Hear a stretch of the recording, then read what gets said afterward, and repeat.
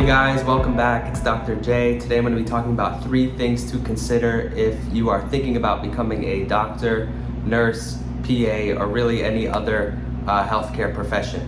Now the goal of this video is not to deter you from going into healthcare as a whole, but just to make sure you're more informed before you actually go through the process and invest your time and money.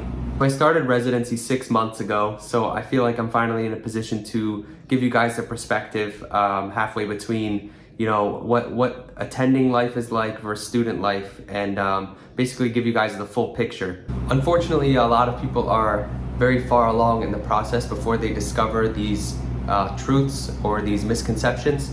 So let's put an end to that. So the first and largest misconception people have, no matter what healthcare profession they're picking, I'll just use becoming a doctor for this specific example, is that it's going to completely change their life. They think they're going to put on the white coat, earn the degree, and suddenly their happiness level will go from here to here, and that life will just be completely different, when that's very far from the truth. If you're a person who's angry or anxious or sad all the time, and you think that just changing into a healthcare profession is going to take all of that away, I'm here to tell you ahead of time it's not, and that those things need to be worked out outside of just getting a degree and advancing your career. Too many people think that once they achieve their degree, they're just gonna get the king or queen treatment by everyone. So here it is. Here's that grand white coat I was waiting for my whole life, and let me tell you, it really does not make that much of a difference, and many of my colleagues would agree.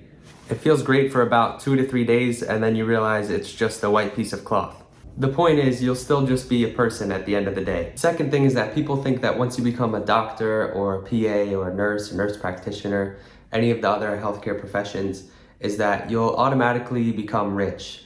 This is very far from the truth, even for high-earning doctors. Most of the time, there's a lot of expenses that come along with these professional schools, a lot of student loans to pay back, and the pay isn't quite as high as you would all imagine. Even high-earning doctors and surgeons that you see that you automatically assume are just very wealthy just from medicine alone, they often have something else going on, some other type of investment or business venture going on the side to get them to the level that they are at. And just to add on to this point, this one's a little more controversial, but a lot of people will tell you, don't go into medicine for the money. It seems that you especially hear this from the people making $400,000 or $500,000 a year and are already in medicine. Seems kind of weird that they're telling people not to go into medicine for the money. And this is more of a side ramble, but the next person who tells you don't go into medicine for the money, especially if they're a high-earning doctor or any other healthcare profession, ask them if they would do the same profession for $50,000 or $60,000 a year. Instead of what they're making. Often they'll say no. So at least in the United States, it's not really always just to help people.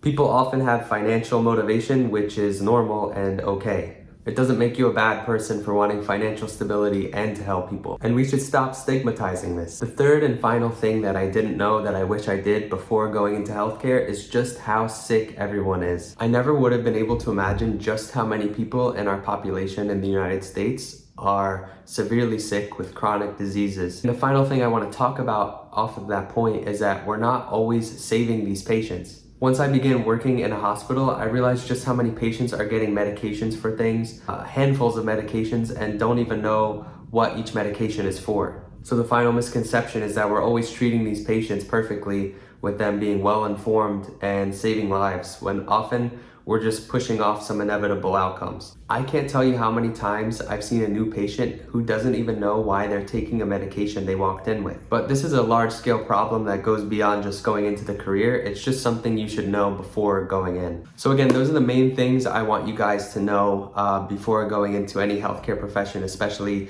doctors, nurses, and PAs. Like I said, it doesn't mean that you shouldn't go into the career. It's just something you should consider before you do it. We're often uninformed until it's too late, so better to learn now than later. So those are the main things I wanted to touch on today. Make sure you comment, like, subscribe, ask me if you have any questions, make some comments about future video requests you'd like to see. Check out my other videos. Thank you guys for tuning in today.